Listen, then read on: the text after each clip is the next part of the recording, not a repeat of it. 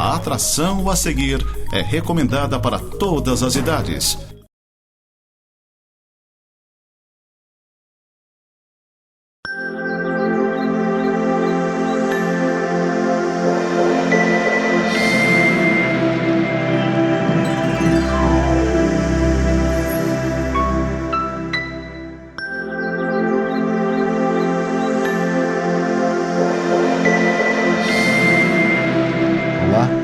Graça e a paz do nosso Senhor Jesus Cristo, para você, para sua família. Estamos mais uma vez aqui com o programa Semeando para a Vida Eterna.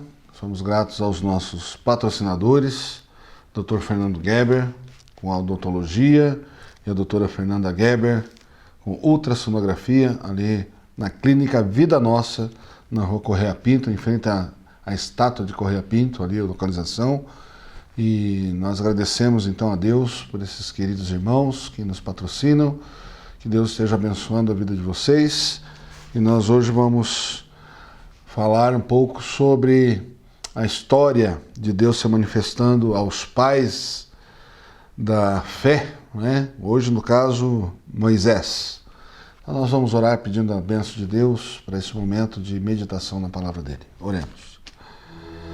Deus e Pai, te agradecemos por mais um dia de vida, pela tua bênção, ó Deus, da tua misericórdia que chega até nós, do teu sustento, dos livramentos, ó Deus, que o Senhor tem nos dado. E hoje queremos rogar ao Senhor que esteja iluminando, ó Deus, as nossas mentes, as nossas convicções também, ó Deus, sobre o Senhor, para que na Tua Palavra possamos encontrar salvação, consolo, graça e direção nela, Pai. Em nome de Jesus que eu te peço e te agradeço, Deus. Amém, Senhor Deus.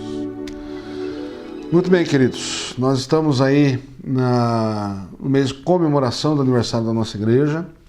Então hoje eu quero trazer um texto que diz muito os símbolos que a nossa igreja usa, um dos símbolos principais que representa a nossa denominação, e eu quero fazer essa leitura então no livro do Êxodo, capítulo 3, vou ler de 1 a 15, Êxodo capítulo 3, de 1 a 15, diz assim: Apacentava Moisés o rebanho de Jetro, seu sogro, sacerdote de Midian, e levando o rebanho para o lado ocidental do deserto, chegou ao monte de Deus, a Horebe.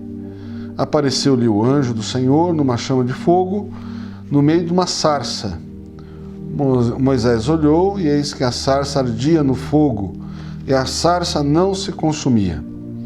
Então disse consigo mesmo: Irei para lá e verei essa grande maravilha, porque a sarça não se queima. Vendo o Senhor que ele se voltava para ver, Deus do meio da sarça o chamou e disse: Moisés, Moisés.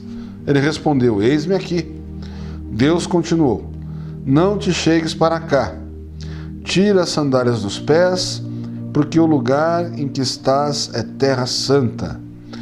Disse mais: Eu sou o Deus de teu pai, o Deus de Abraão, o Deus de Isaque e o Deus de Jacó. Moisés escondeu o rosto porque temeu olhar para Deus. Disse ainda o Senhor: Certamente vi a aflição do meu povo que está no Egito, e ouvi o seu clamor por causa dos seus exatores. Conheço-lhe o sofrimento. Por isso desci a fim de livrá-lo da mão dos egípcios, e para fazê-lo subir daquela terra a uma terra boa e ampla, terra que mana leite e mel. O lugar do cananeu, do Eteu, do Amorreu, do Ferezeu, do Eveu e do Jebuseu. Pois o clamor dos filhos de Israel chegou até mim, e também vejo a opressão com que os egípcios os estão oprimindo. Vem agora e eu te enviarei a Faraó, para que tires o meu povo, os filhos de Israel, do Egito. Então disse Moisés a Deus: Quem sou eu para ir a Faraó e tirar do Egito os filhos de Israel? Deus lhe respondeu: Eu serei contigo. E esse será o sinal que eu te enviei. Depois de haveres tirado o povo do Egito, servireis a Deus neste monte. Disse Moisés a Deus: Eis que quando eu vier aos filhos de Israel e lhes disser, o Deus de vossos pais me enviou a vós outros, e eles me perguntarem, qual é o seu nome? Que lhes direi? Disse Deus a Moisés, eu sou o que sou. Disse mais, assim dirás aos filhos de Israel, eu sou, me enviou a vós outros. Disse Deus ainda mais a Moisés, assim dirás aos filhos de Israel, o Senhor, o Deus de vossos pais, o Deus de Abraão, o Deus de Isaque, o Deus de Jacó, me enviou a vós outros. Este é o meu nome eternamente, e assim serei lembrado de geração em geração. Amém. Amém. Graças a Deus pela palavra do Senhor que foi lida, que nós podemos ler com toda a liberdade, com toda o nosso entusiasmo na leitura, né? E essa leitura nos remete à história de Moisés. Muitos já viram, assistiram a história de Moisés, que já foi dramatizada no cinema, em desenhos, né? Uma história épica, como a gente chama, né? Uma história de alguém que foi perseguido desde pequeno, foi criado longe da sua família e comete um crime, foge e depois ele volta como um grande libertador, liberta o povo. É uma história épica, de muitas reviravoltas, né? Mas a gente tem que lembrar que o personagem principal do filme não é Moisés. O personagem principal do filme é Deus. O personagem principal da história que é contada na Bíblia é a ação de Deus através de quem ele chama para agir. Então, essa história conhecida de Moisés, ela nos ensina algumas coisas também, né? Moisés está longe de casa, de onde ele foi criado, mas ele está na Terra Prometida, é a terra onde ele teria que viver mesmo.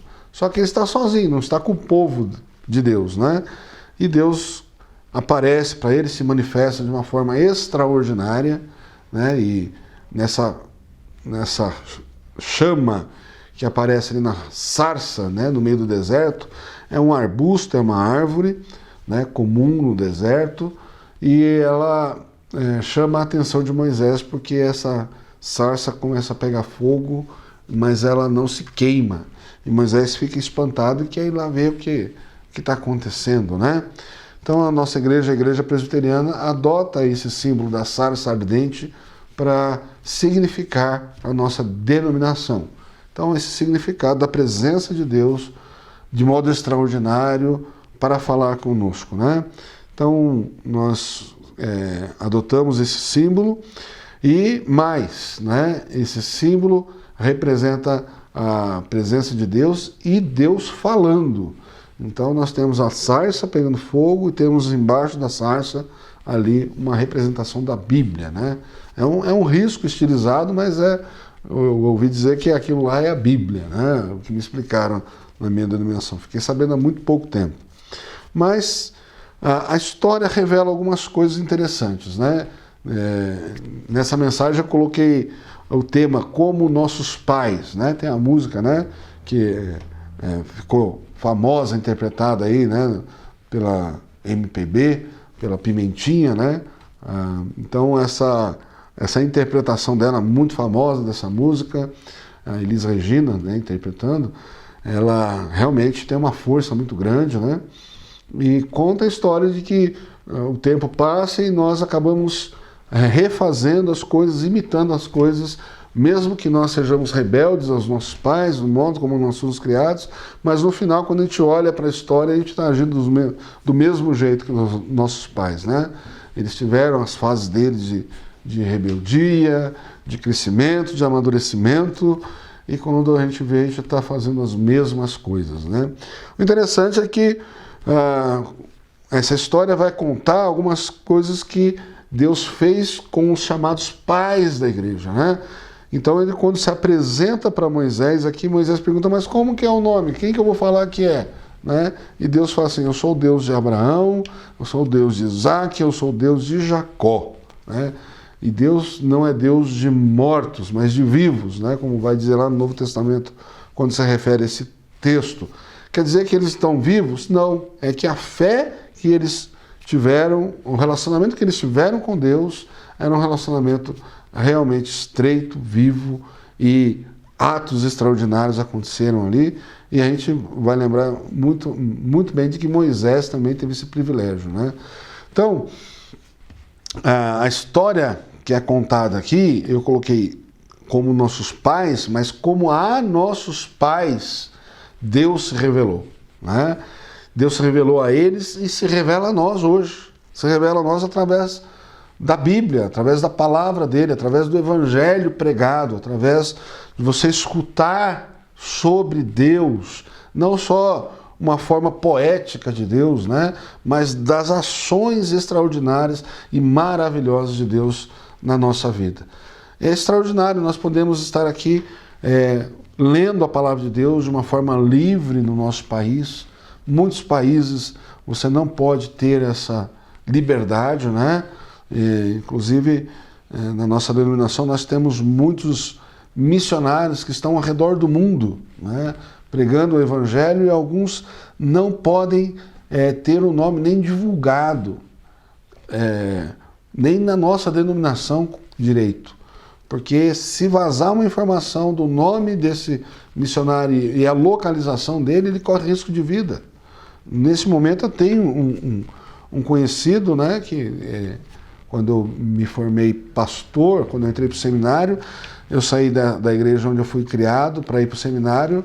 Ele era criança ainda e depois cresceu, se formou, se tornou pastor e foi para o Oriente Médio ser missionário, e lá ele está sequestrado, está na mão do Islã, né? Então as nossas orações vão para esses missionários que arriscam suas vidas para pregar o evangelho, para levar a palavra de Deus a esses povos, né?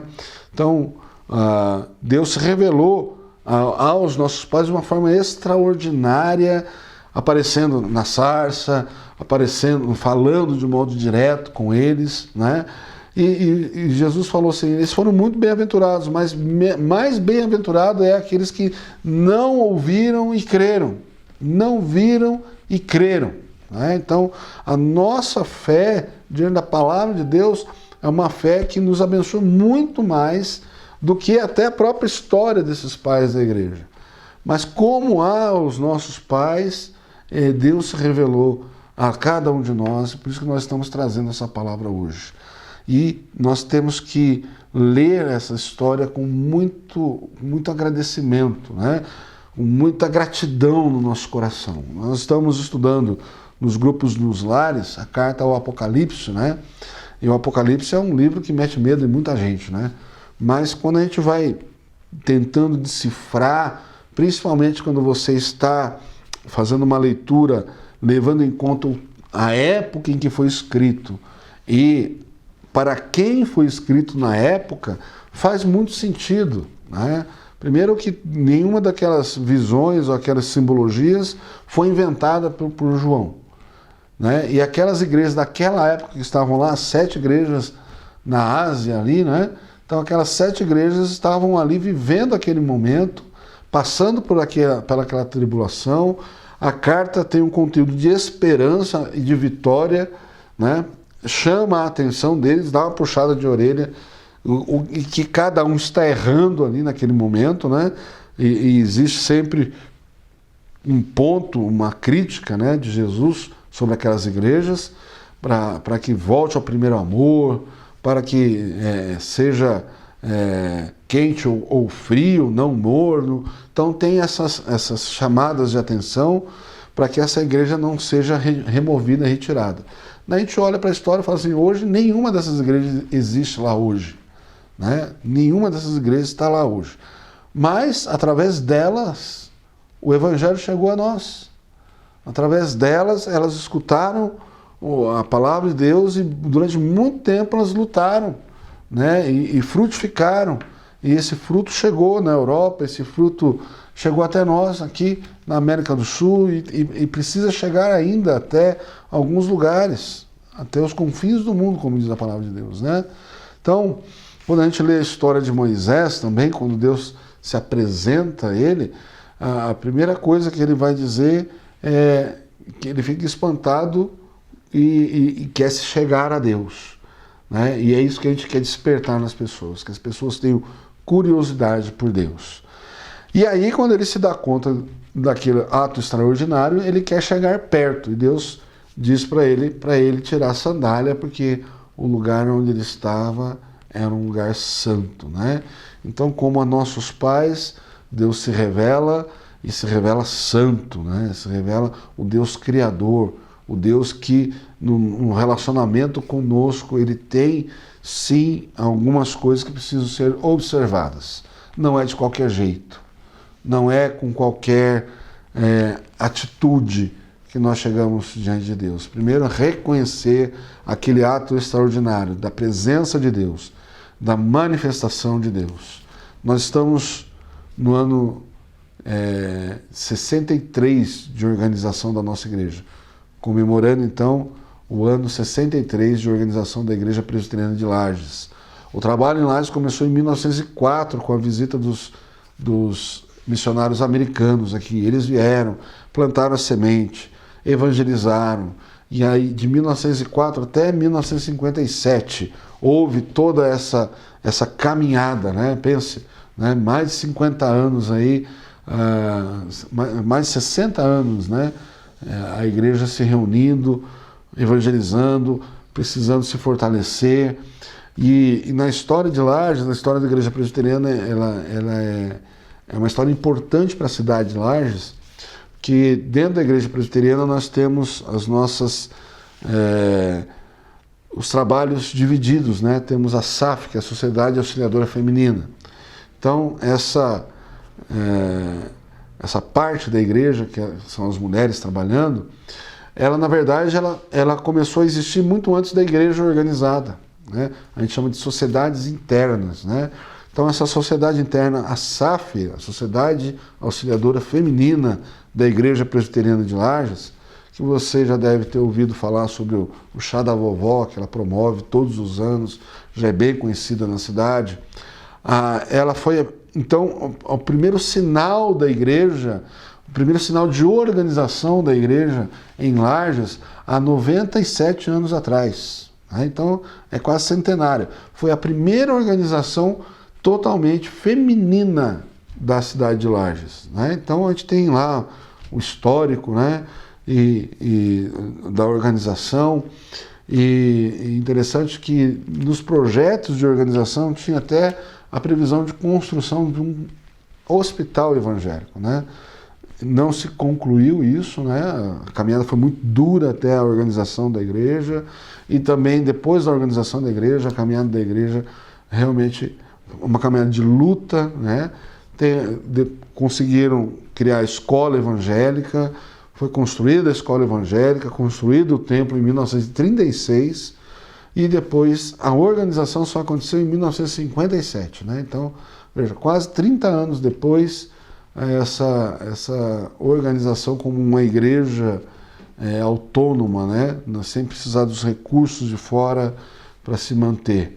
Então a nossa história é uma história bonita, e no domingo eu falei assim, a nossa igreja a gente pode comparar a uma jovem senhora de 63 anos, e essa jovem senhora de 63 anos, ela precisa ser amada novamente, né? Então, nossa caminhada, nesse nosso processo de revitalização que a gente está falando, a gente tem que olhar com bastante carinho para a nossa igreja. Está precisando, o templo de 1936, né, a escola evangélica, a gente está lá com os nossos projetos aprovados para a restauração do colégio evangélico, principalmente, né? E nós precisamos levantar recursos. Nós não temos recursos do governo, né? O governo não pode repassar recursos para a CNPJ igreja.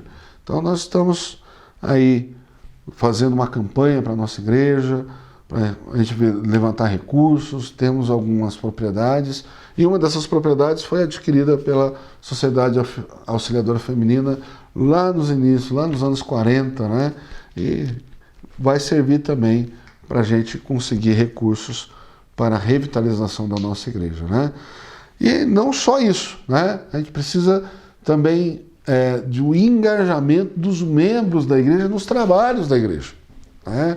E a igreja sempre funciona com os trabalhos daqueles que Deus derrama os dons, né? Deus derrama os dons na igreja. Então nós temos lá a pessoa que canta, a pessoa que toca, a pessoa, né, o pastor que prega, temos as irmãs da SAF que trabalham para ajudar o necessitado também, né? O Bazar da Vovó é bem relacionado a isso, ajudamos alguns asilos, mas o trabalho, a manutenção do serviço, ele é necessário também por causa da instituição. A instituição igreja necessita, né, desse mecanismo, desse corpo vivo que é a igreja. Então, essa mensagem, quando a gente lê, ou eu propus fazer uma reflexão, né, como a nossos pais, também é uma reflexão de que de nós observarmos o tempo presente, quem somos nós, onde nós estamos, né? Que Deus nos chamou para fazermos parte dessa história. E somos essa história agora. Interessante olhar uma instituição que nem a nossa igreja, que já tem 63 anos, e muito mais anos, né, de vivência. Você tem ali muitas famílias que estão há gerações na igreja, né? Estão há gerações ocupando cargos na igreja, fazendo a igreja andar, trabalhando. Mas a gente tem muita gente que chegou de fora também, muita gente que chegou nova na igreja. E aí, como a nossos pais, né, você pode falar assim, pastor, mas os meus pais não são da igreja, os meus pais o senhor não conhece, meus pais não querem saber nada da igreja. Assim, Deus chamou você para ser essa referência de fé dentro da sua casa, né? E quando a Bíblia se refere aqui a pai, Deus não fala assim, fala que eu sou o Deus dos seus pais. O pai de Moisés era Arão e a mãe era Joquebede. Deus não falou assim, ele falou assim, os seus pais Abraão, a Isaac e a Jacó, porque eles são considerados os pais da fé.